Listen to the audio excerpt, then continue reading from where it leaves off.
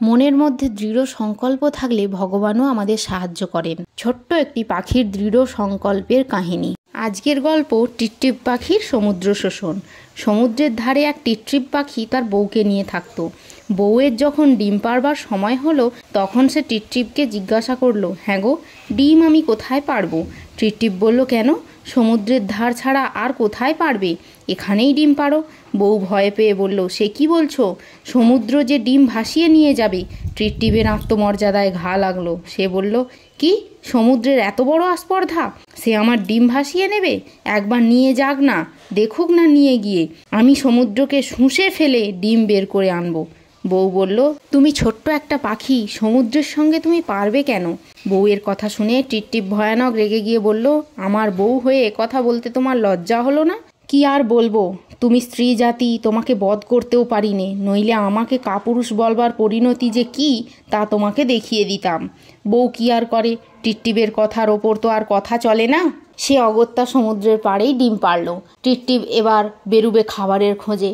যাবার আগে সে বউকে বলল, চলো দুজনে একসঙ্গে খাবারের সন্ধানে যাই। বউ বলল, না না, তুমি একলাই যাও। একজন না এখানে থাকলে কেউ ডিম এসে নষ্ট করে দিয়ে যেতে পারে। বউয়ের কথা শুনে টিপটিপ আবার রেগে গেল। রাগে তার গায়ের সব পালক ফুলে উঠল। সে চিৎকার করে গর্জে উঠল, আমি কাপুরুষ নই, আমার ক্ষমতা তুমি জানো না।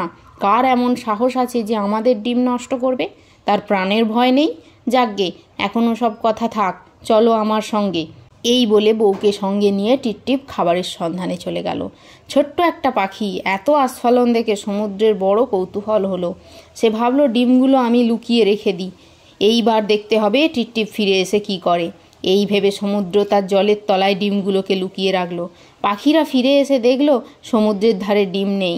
টিপটিপের বউ তো তাই দেখে কান্না জুড়ে দিল। আর টিপটিপ রাগে চোখ লাল করে সমুদ্রকে জিজ্ঞাসা করলো, এইখানে ডিম ছিল, কোথায় গেল বলো? সমুদ্র বলল, তা তো জানি নে ভাই।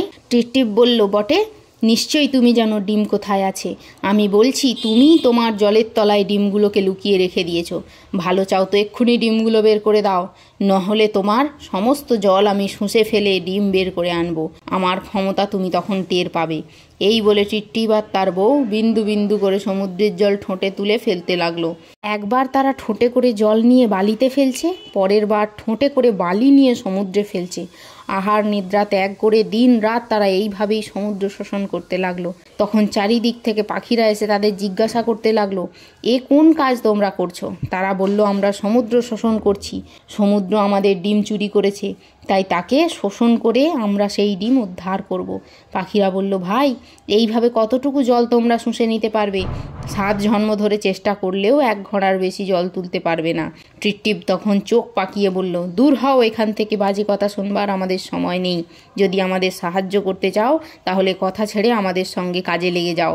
এই কথা শুনে সব পাখি একজোট হয়ে গেল। তারা ভাবল, সত্যিই তো, এরা হলো আমাদের স্বজাতি, এদের সাহায্য না করলে কি চলে? অমনি দলে দলে পাখিরা এসে সেখানে জুটতে লাগলো। লক্ষ লক্ষ কোটি কোটি কত রং বেরঙের কত জাতের সব পাখি সকলে মিলে এক এক করে ঠোঁটে বালি নিয়ে জলে ফেলছে আর জল বালিতে ফেলছে। এমন সময় সমুদ্রের ধার দিয়ে নারদ ঋষি যাচ্ছিলেন বৈকুণ্ঠে। এত পাখি একজোট হয়ে কি করছে জানবার জন্যে তার কৌতূহল হলো। তিনি তখন পাখিদের ডেকে জিজ্ঞাসা করে সব বৃত্তান্ত জেনে নিলেন। তাদের কথা শুনে নারদের বড় দয়া হলো। তিনি ভাবলেন, এতটুকু সব পাখি, কিন্তু কি তাদের অধ্যাবসায়! এদের এই চেষ্টা যদি সফল না হয় তাহলে পৃথিবীতে অধ্যাবসায়ের কোনো মূল্যই থাকবে না। এই সব কথা ভাবতে ভাবতে নারদ বৈকুণ্ঠে গেলেন এবং গরুরের সঙ্গে দেখা করে সব কথা তাকে জানিয়ে বললেন, খগরাজ গরুর, পাখিরা সবাই মিলে এত চেষ্টা করছে, তুমি একবার তাদের কাছে যাও। হলোই বা তারা ক্ষুদ্র, তবু তোমার স্বজাতি তো বটে। তুমি হলে পাখিদের রাজা, তোমার অসাধ্য কোনো কাজ নেই। স্বজাতির এই দুঃখ থেকে তুমি তাদের উদ্ধার করো। একমাত্র তুমি ছাড়া তাদের যে কোনো গতি নেই। ওরা নিজেরা কত পরিশ্রমই না করছে, তুমি শুধু নিজে একবার তাদের পাশেই দাঁড়াও। নারদ ঋষির অনুরোধ গরুর ঠেলতে পারল না। সে নারদকে বলল, ঋষিবর, এক্ষুনি আমি সমুদ্র তটে যাচ্ছি, তার সমস্ত জল আমি শোষণ করে নেব। দেখব কেমন করে সে টিপটিপের ডিম লুকিয়ে রাখে। ভগবান বিষ্ণুকে স্মরণ করে গরুর তখনই সমুদ্রের ধারে এসে ভীষণ গর্জন করতে লাগলো। গরুরের এই রুদ্রমূর্তি দেখে সমুদ্র ভয় পেয়ে গেল। সে ভাবল, এ তো বিষ্ণুর বাহন, এর অসাধ্য কাজ কিছুই নেই। এক্ষুনি এ আমার জল সব শুষে নেবে, জলজন্তুরা সব মরে যাবে, এর হাত থেকে কিছুই রেহাই পাবে না। সমুদ্র তখন নানাভাবে গরুরের স্তব স্তুতি করতে লাগলো। এরপর টিটটিবের ডিমগুলি এনে তার পায়ের কাছে রেখে দিল। গরুরের রাগ আর রইল না। সে টিটটিবকে ডিমগুলি দিয়ে বৈকুণ্ঠে ফিরে গেল। আন্তরিক চেষ্টা যদি থাকে তাহলে দৈব সহায় হয়। সেই সঙ্গে চাই দৃঢ় সংকল্প, যা কিছুতেই নুইয়ে পড়ে না, কোনো কাজকেই অসাধ্য মনে করে পিছিয়ে যায় না, হাজারো বাধা বিপত্তি গ্রাহ্য করে না, মন্ত্রের সাধন কিংবা শরীরের পাতন, এই মনোভাব নিয়ে লেগে পড়ে সাধনায়। একেই গীতায় বলেছেন, কোনো রকম নির্বেদ বা হতাশাকে প্রশ্রয় না দিয়ে অটল নিশ্চয়বোধ নিয়ে যোগযুক্ত হওয়া চাই, যেমন এই টিটটিব পাখির যুক্ত হয়েছিল। কোনো কাজকে কঠিন ভেবে পিছিয়ে আসা হলো কাপুরুষতা। আর গল্পের এই সামান্য টিটটিব পাখি যদি এত বড় সংকল্প করতে পারে, তাহলে আমরা মানব জাতি সবথেকে শ্রেষ্ঠ জীব। আমরা কেন সংকল্প করতে পারি না যে এই কাজটা আমাকে করে দেখাতেই হবে?